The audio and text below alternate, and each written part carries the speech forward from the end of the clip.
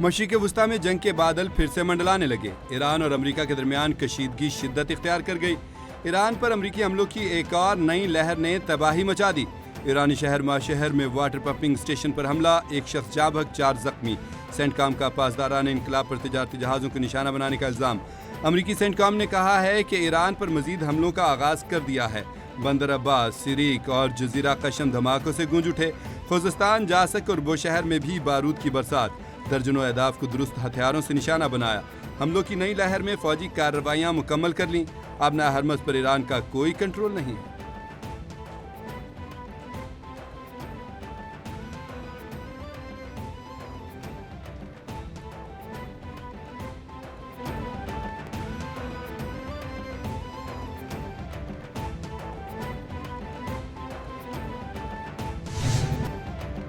امریکی حملوں کے بعد ایران کے جوابی وار۔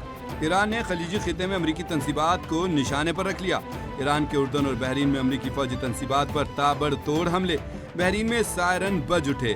پاسداران انقلاب نے کہا کہ اردن میں پرنس حسن ایئر بیس کو میزائلوں سے نشانہ بنایا۔ بحرین کی شاہ عیسیٰ ایئر بیس پر بھی حملہ کیا۔ ایندھن ذخائر اور گولہ بارود کی تنصیبات کو کامیابی سے نشانہ بنایا۔ ایران کا کویت میں امریکی تنصیبات اور آئل کمپنی پر ڈرون حملہ، ڈرون حملے میں امریکی راکٹ لانچر سسٹم کو نشانہ بنایا۔ کویتی فوج نے تصدیق کرتے ہوئے بتایا کہ کویت آئل کمپنی کے ڈرلنگ پلیٹ فارم پر ڈرون حملہ ہوا، پلیٹ فارم کو نقصان پہنچا، ایک کارکن زخمی ہوا۔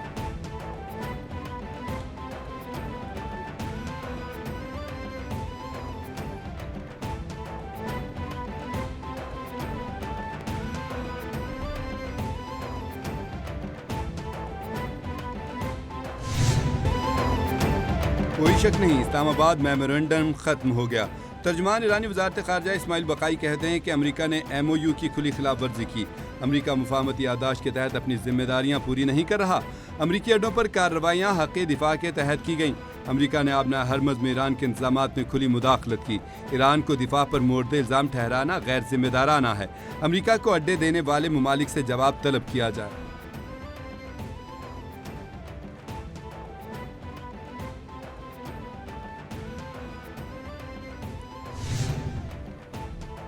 ہفتے کو ایران ڈیل پر رضامند ہو گیا تھا۔ امریکی صدر ڈونلڈ ٹرمپ نے دعویٰ کرتے ہوئے کہا کہ ایران نے جوہری پروگرام سمیت ہر چیز سے دستبرداری پر اتفاق کیا، پھر 1 گھنٹے کے اندر آبنائے ہرمز میں جہاز پر ڈرون حملہ کر دیا۔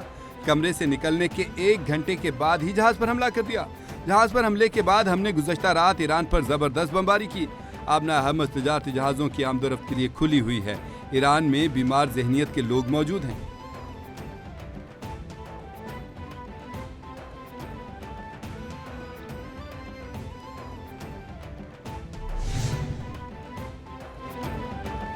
وزیراعظم شہباز شریف قطر کے 1 روزہ دورے پر دوحہ پہنچ گئے۔ دوحہ ایئرپورٹ پر قطر کے نائب وزیراعظم وزیر مملکت دفاع نے استقبال کیا۔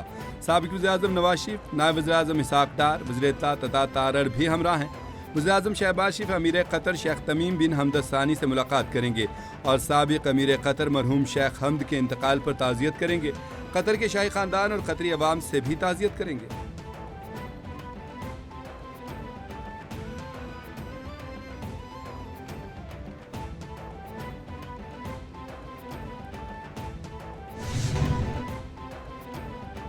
قطر کے سابق امیر شیخ حمد بن خلیفہ ثانی کی نماز جنازہ دوحہ میں ادا کر دی گئی۔ امیر شیخ تمیم بن حمد الثانی سمیت اعلیٰ حکام اور عوام کی بڑی تعداد نے نماز جنازہ میں شرکت کی۔ شیخ حمد 1995 سے 2013 تک قطر کے امیر رہے۔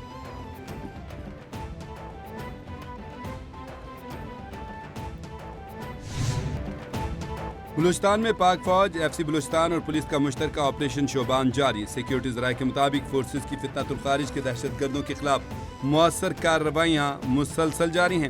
تازہ کارروائیوں کے دوران مزید 5 خارجیوں کو ہلاک کر دیا گیا۔ آپریشن شوبان میں جہنم واصل ہونے والوں کی مجموعی تعداد 76 ہو گئی۔ 5 جولائی سے آپریشن شوبان اور دیگر کارروائیوں میں مجموعی طور پر 114 خارجی ہلاک ہو چکے۔ آخری دہشت گرد کے خاتمے تک بلوچستان میں آپریشن شوبان جاری رہے گا۔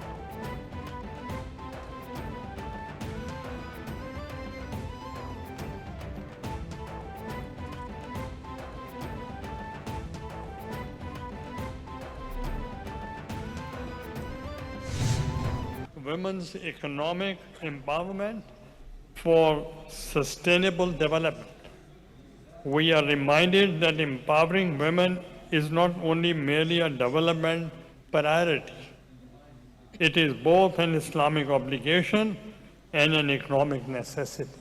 First and foremost, allow me to acknowledge the remarkable women present in this hall, leaders, ministers, parliamentarians, entrepreneurs, scholars and advocates.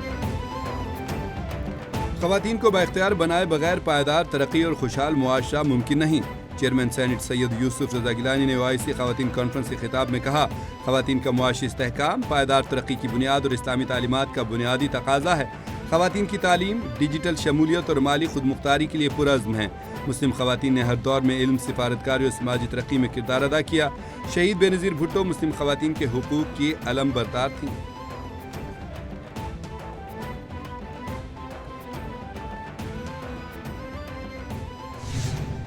Pakistan is deeply honored to host this conference and to assume its chair, a responsibility we accept with humility and a firm commitment to serve all 57 member states in a spirit of partnership, inclusivity, and consensus. Excellencies, we meet at a defining moment in our shared journey. Across the OIC, women are transforming economies, advancing scientific progress, strengthening institutions.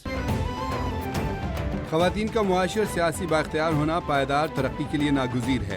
خواتین کی ترقی مسلم دنیا کی ترقی اور خوشحالی کی ضمانت ہے۔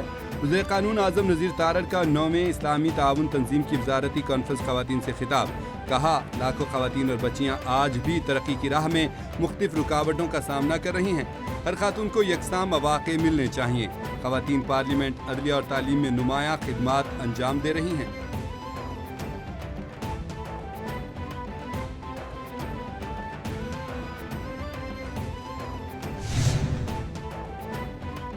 وفاقی آئین عدالت نے سپریم کورٹ کا پیر سہاوا منال ریسٹورنٹ گرانے کا فیصلہ کالعدم قرار دے دیا۔ آئینی عدالت نے CDA اور میٹروپولیٹن سٹی کی اپیلیں منظور کر لیں۔ عدالت نے حکم امتناع بھی ختم کر دیا۔ وفاقی آئینی عدالت نے قرار دیا ہے کہ ملکیت کا فیصلہ ٹرائل کورٹس عدالتی آبزرویشن سے متاثر ہوئے بغیر کریں گی۔ انتظامی معاملات کا فیصلہ ریگولیٹری باڈیز کریں گی۔ جسٹس حسن رضوی نے دوران سماعت کہا کہ سپریم کورٹ کے فیصلے میں بہت سے نکات کو مد نظر نہیں رکھا گیا۔ کیس دائر کرنے یا نظر ثانی دائر کرنے پر بھی عدالت نے غصہ کیا۔ فیصلے میں وہ کچھ لکھا گیا جس کا فسانے میں ذکر نہ تھا۔ ہم نے جذباتی فیصلہ نہیں کرنا ہے۔ الف لیلہ کی کہانی فیصلے میں نہیں لکھیں گے۔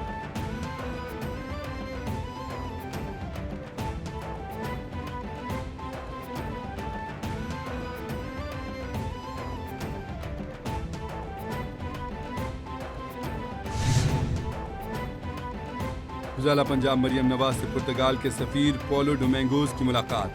باہمی دلچسپی کے امور، تجارت، زراعت اور لائف سٹاک کے شعبے میں تعاون پر تبادلہ خیال۔ پاکستان اور پرتگال کے درمیان دو طرفہ تعلقات کو مضبوط بنانے پر اتفاق۔ پرتگال کے سفیر نے ایران اور امریکہ کے درمیان مذاکرات میں پاکستان کے تعمیری کردار کو سراہا۔ وزیر مریم نواز شریف نے پرتگالی کمپنیوں کو پنجاب میں کاروبار اور سرمایہ کاری کی دعوت دی۔ وزیر سندھ اور وفاقی وزیر برائے قومی ورثہ و ثقافت ڈویژن کا مزار قائد و نیشنل لائبریری کے امور پر اہم اجلاس۔ قومی ورثے کے اداروں کے تحفظ اور انتظامی تعاون کو مزید مضبوط بنانے پر اتفاق۔ مزار قائد کے اطراف تجاوزات، صفائی، سیکیورٹی اور دیکھ بھال کے امور کا تفصیلی جائزہ لیا گیا۔ مزار قائد کے اطراف غیر قانونی کچرا اور تعمیراتی ملبہ پھینکنے کی روک تھام کا فیصلہ کر لیا۔ مزار قائد پر سیاحوں کے لیے سہولیات اور رسائی بہتر بنائی جائے گی۔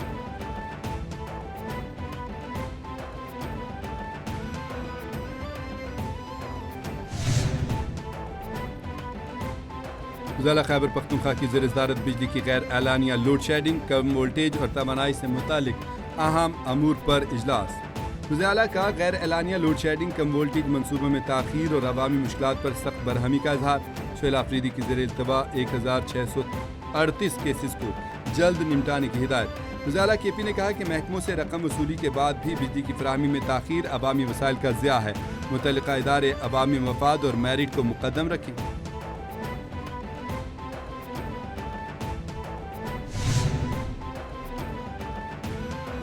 صوبائی حکومت کی کاوشوں سے سندھ جدید، خوشحال اور سرمایہ کاری کا مرکز بننے جا رہا ہے۔ صوبائی وزیر اطلاعات شرجیل انعام میمن کہتے ہیں کہ صوبے میں جاری اور مجوزہ میگا منصوبے جدید انفراسٹرکچر کی بنیاد رکھیں گے۔ روزگار، صنعت، تجارت اور عوامی سہولیات کے ایک نئے دور کا آغاز ہوگا۔ شفاف طرز حکمرانی، جدید پالیسیوں، ون ونڈو سہولت اور سرمایہ کاروں کو سازگار ماحول کی فراہمی کے باعث ملکی و غیر ملکی سرمایہ کاروں کا اعتماد بحال ہوا ہے۔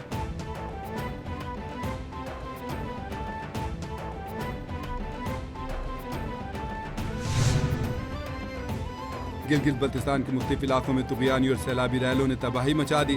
متعدد مکانات، زرعی زمینیں اور رابطہ پل بہہ گئے۔ تعمیر اور تھور میں موسلادھار بارش کے باعث 6 سے زائد مقامات پر سیلابی صورتحال۔ سیلابی ملبہ گھروں میں داخل ہو گیا۔ رابطہ سڑکیں بند، ٹریفک کا نظام درہم برہم۔ مسافر اور مال بردار گاڑیاں، سیاح پھنس گئے۔ متاثرین نے حکومت سے فوری امداد، بجلی بحالی اور سڑکوں کی مرمت کا مطالبہ کر دیا۔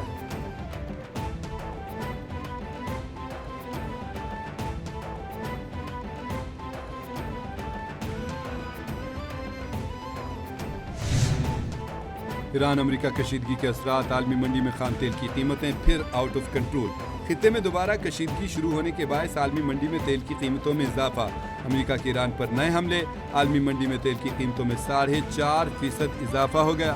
برینٹ خام تیل کی قیمت 3.51% اضافے کے ساتھ $79.27 فی بیرل تک پہنچ گئی۔ عالمی منڈی میں امریکی کروڈ آئل $74.52 فی بیرل پر ٹریڈ کرنے لگا۔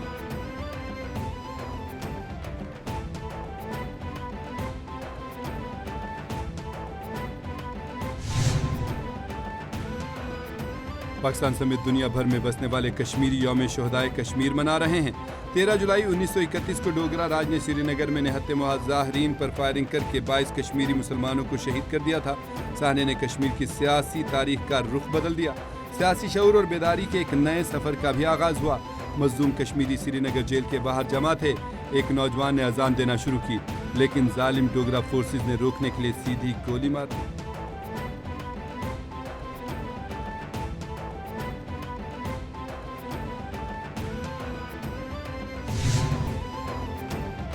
مودی سرکار کی ایک طرفہ اور ناکام پالیسیوں نے منی پور کو آگ میں جھونک دیا۔ نسلی فسادات شدت اختیار کر گئے۔ بھارت کا اپنا جریدہ دی اسٹیٹ مین منی پور میں اٹھنے والے نئے فسادات کی تفصیلات سامنے لے آیا۔ بھارتی ریاست منی پور کے امپھال کے جنوبی علاقے میں متعدد مکانات کو آگ لگا دی گئی۔ گھروں کو آگ لگانے اور بڑھتی کشیدگی نے منی پور کے امن کو پھر خطرے میں ڈال دیا۔ ہینگ جنگ گاؤں کے سربراہ سمیت 2 افراد گرفتار۔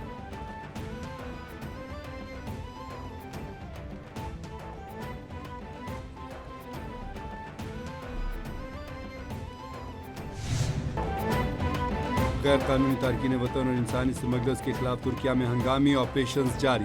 ترکیہ میں غیر قانونی تارکین وطن کے خلاف بڑا کریک ڈاؤن۔ گرفتار افراد میں افغان شہری سر فہرست۔ ترکیہ محکمہ ہجرت نے گرفتار غیر قانونی تارکین وطن سے متعلق تازہ ترین رپورٹ میں بتایا کہ رواں سال کے پہلے 6 ماہ میں ریکارڈ 70,000 غیر قانونی تارکین وطن گرفتار کیے جا چکے۔ 19,574 غیر قانونی افغان مہاجرین، 6,000 سے زائد انسانی اسمگلرز شامل ہیں۔